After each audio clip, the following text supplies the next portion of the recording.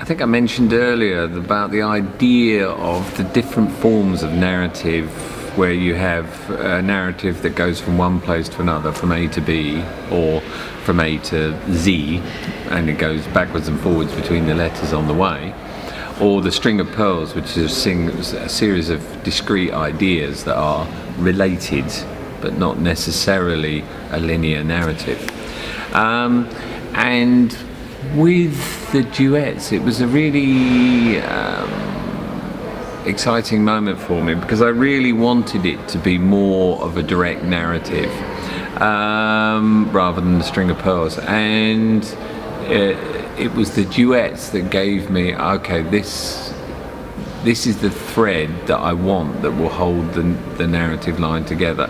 So we are kind of going from A to Z, but we're going up to G and then back to B and then going forwards. So it's not directly linear, but we're playing with the time in the show and the space, and sometimes we're in the body, sometimes we're in the history, sometimes we're in the present, and sometimes we're a little bit in the future, and we play with those things, but it's all held together by this progression of the simple human story of this one person gradually forgetting the other. And that's why we see it in its progression from its first manifestation that we see at the beginning of the show through to it then finally being pulled apart at the end of the show, and that becomes the frame of time. So does the show take place over a day or 6 weeks or 6 years? We don't know, but the time of it is the time of the relationship and what's happening between them in the first one, the second one and the third one. And how long that is temporally isn't that important, because there's a load of other information that is coming in and interacts with it as it goes along. So if as people get older, some people might slowly begin to lose their faculties, and then 20 years later it's come to this, whereas for other people it could be in a year.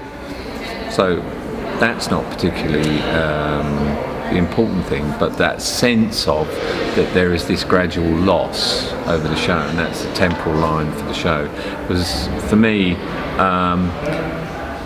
held it together for me. For the audience, I think there is a real sense as you move through the show that things are happening and changing, and we see a kind of birth moment through to a finishing moment. So you have a sense of it passing through time, but you wouldn't say that it started in Monday and finished on Friday. You have a sense that there is a narrative through time, and that's one of the really exciting things about working with movement and film and in the theatre world, is you can play with time in that way, and time is the most interesting thing in performance. It's how you shape the time.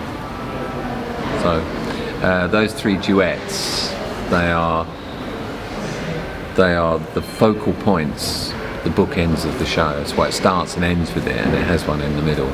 So it keeps bringing us back to this passing of time that's happening between these two people, and all this other information is feeding it in. We see their past, their future, and where it's gone and what's happening.